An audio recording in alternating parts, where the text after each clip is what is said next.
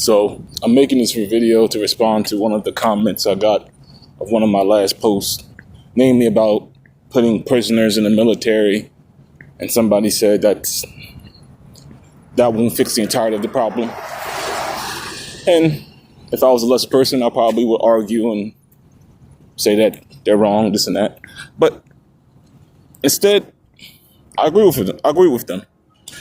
That would not be the end. For all the ones who went to jail for being a so-called soldier on the streets, they should be the ones to go into the military.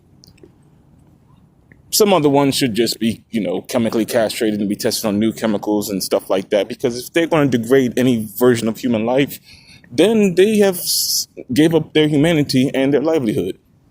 Therefore, they should be used as biological research material.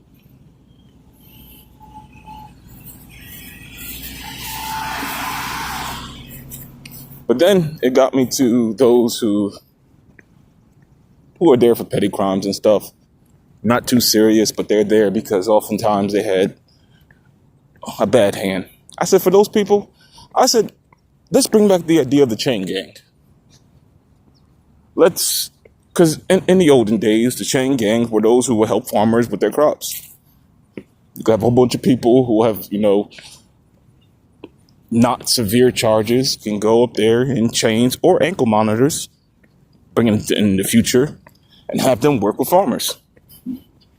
Now, this will offer them the old version of minimum wage of $7.25 an hour for their work.